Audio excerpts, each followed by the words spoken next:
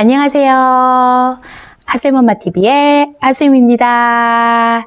잘 지내고 계신가요?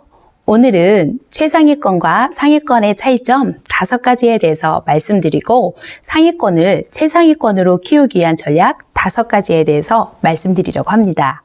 영상 끝까지 보시면 우리 아이가 최상위권이 될 것인가 상위권이 될 것인가 어느 정도 판단을 하실 수가 있고 우리 아이의 부족한 점을 어떻게 보완해주면 최상위권이 될 수 있는지 방법을 찾으실 수 있을 겁니다.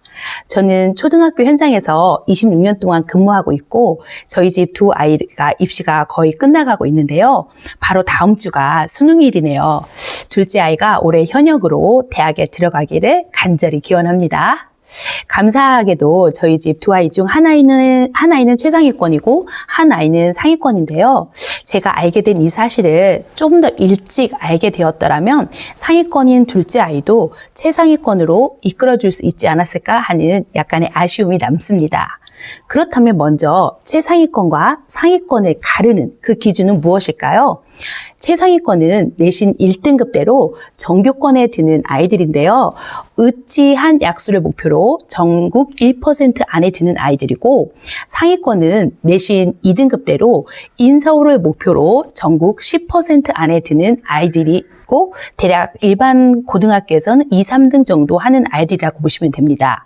최상위권과 상위권은 차이점을 보이는데요. 첫째, 최상위권과 상위권은 타고난 공부 머리가 조금 다릅니다. 제가 그동안 학교 현장에서 아이들을 가르쳐보면 공부도 다른 재능과 마찬가지로 타고난 재능도 어느 정도 중요합니다. 제가 현장에서 느끼기에 공부는 한 50%가 재능이고 나머지 50%는 본인의 노력이라는 생각이 드는데요. 똑같이 가르쳐 주어도 어떤 아이는 하나를 아는 아이가 있고 또 다른 아이는 하나를 가르쳐주면 하나를 아는 것을 넘어서서 2개, 3개까지 응용하는 아이들이 있습니다. 불편한 진실이긴 하지만 공부머리, 즉 언어 능력, 수리 논리력, 공간 지각력이 높은 아이들이 좀 더 노력을 조금만 덜 기울여도 공부가 잘하게 되는 유리한 것이 사실이에요. 그러나 아무리 좋은 공부 머리를 가지고 있어도 나머지 50%의 노력을 기울이지 않으면 최상위권이 될 아이도 상위권이나 중하위권이 될 수도 있기 때문에 이 절대로 노력의 가치를 절대로 폄하하시면 안 됩니다. 둘째, 최상위권과 상위권은 공부량 자체가 다릅니다. 최상위권은 밥 먹는 시간, 자는 시간, 휴식 시간을 빼고 1년 내내 꾸준히 공부를 하는데요. 어렸을 때부터 공부를 잘하는 아이들이 많고 공부로 주변 사람들한테 인정을 받아왔기에 그 인정을 계속 받고 싶기도 하고 또 모르는 것을 알아가는 공부 자체의 그런 내적 희열감을 가지고 있어서 엉덩이를 붙이고 오랫동안 집중해서 공부를 할 수가 있습니다. 이에 반해서 상위권은 1년 내내 꾸준히 공부하기보다는 시험 기간에만 바싹 집중해서 성적을 내는 벼락치기형들이 많아요. 중등에 가면 절대평가이기에 90점도 A, 100점도 A를 받기에 우리 아이가 상위권인지 최상위권인지 분간하기 좀 어려우실 거예요. 그러나 고등에 가서 최상위권의 성적을 받는 아이들은 대부분 중등 때 거의 100점 만점에 가깝게 받는 올 A들입니다. 평균 98점 A와 평균 90점 A가 그때 차이가 나는 거예요. 셋째, 최상위권과 상위권은 공부 주도성 면에서 차이가 납니다. 최상위권은 배운 것을 자기 것으로 만드는 자기 주도적인 홍공 시간을 가장 중요하게 여기는 데 반해서 상위권은 다른 사람의 통제가 어느 정도 필요한 학원 의존형인 아이들이 많습니다. 최상위권은 어렸을 때부터 공부를 스스로 해왔기에 공부주도 학습 역량이 있어서 자기주도 학습 역량이 있어서 필요한 개념은 인강으로 찾아 듣고 학교 수업과 문제집만으로도 공부할 역량이 충분히 되는 아이들입니다. 사교육도 자신이 정말 필요한 경우만 활용하고 스스로 혼자 개념 노트를 만들고 문제집을 풀면서 자신이 무엇을 알고 무엇을 모르는지 메타인지를 활용해서 자신이 부족한 점을 메꿔 나갑니다. 이에 반해서 상위권은 공부를 잘하고 싶은 마음은 있는데 어렸을 때부터 스스로 꾸준히 공부해 본 적이 없어서 자신한테 효과적인 공부 방법을 잘 모르고 있는 상태라 다른 사람의 통제를 받는 수동적인 공부, 학원 공부에 의존하고 있는 경우가 많습니다. 넷째, 최상위권과 상위권은 계획성 면에서 차이가 납니다.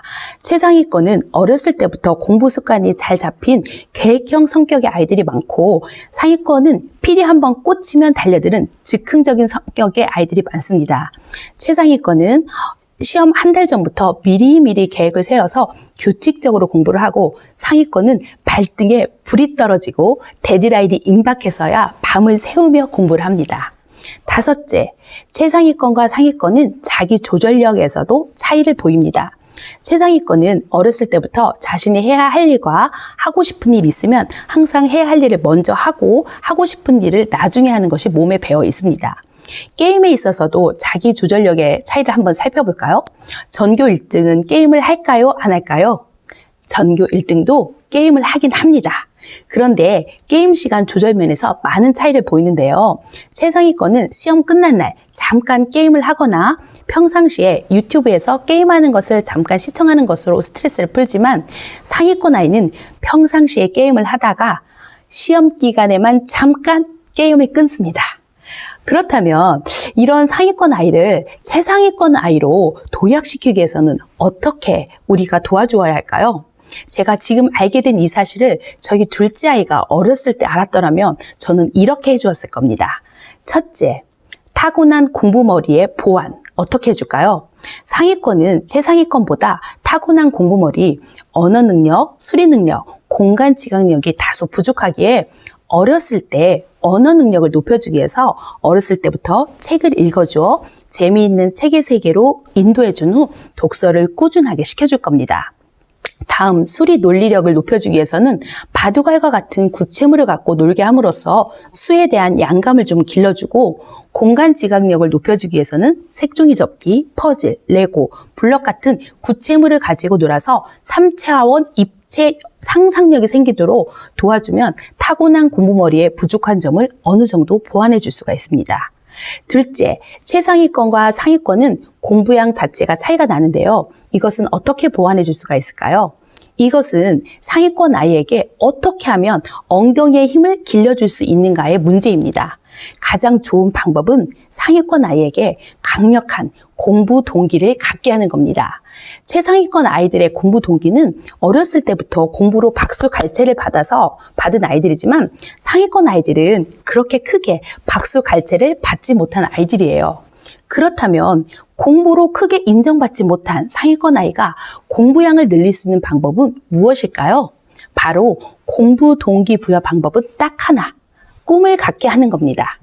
아이의 강점 지능이 무엇인지 잘 관찰해서 아이한테 맞는 진로의 세계를 알려주면 아이는 꿈이 생기고, 이 꿈을 이루기 위한 목표가 생기면 그때부터 공부를 하게 됩니다.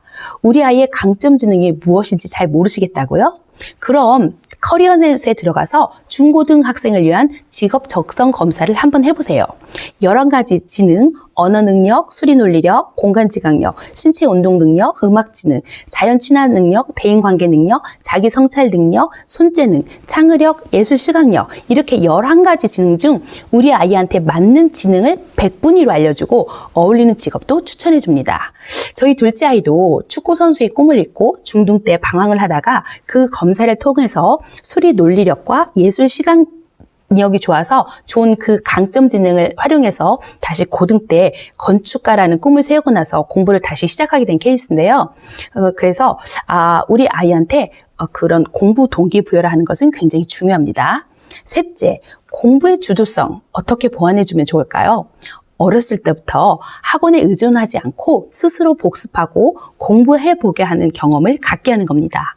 초등 때부터 아무 생각 없이 아이를 학원에 맡겨버리면 아이의 공부 주도권은 학원으로 넘어가게 되고, 떠먹여주는 학원 의존형의 아이가 되어서 최상위권의 벽을 넘지 못합니다. 넷째, 계획성을 어떻게 보완해주면 좋을까요?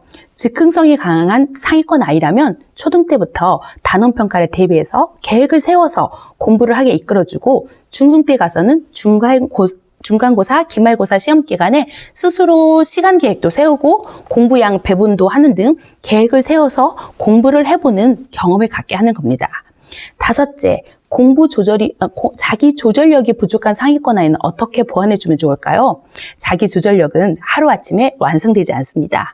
아이가 커가면서 점점 자기 조절력이 또 같이 커지는데요. 자신의 본능을 이성이 이길 수 있도록 어렸을 때부터 항상 할 일 먼저 하고 놀 수 있도록 부모가 일관성을 가지고 단호하게 대해주면 됩니다.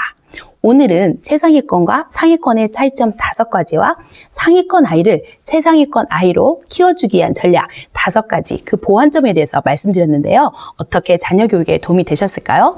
이 전략을 제가 10년 전에만 알았더라도 저희 둘째 아이도 최상위권으로 이끌어줄 수 있지 않았을까 하는 아쉬움이 남습니다. 아무쪼록 우리 아이들을 교육하시는 후배 부모님들한테 큰 도움이 되셨기를 바라고요. 다음에도 유익하고 알찬 영상으로 또 돌아오도록 할게요. 우리 다음에 또 만나요. 안녕.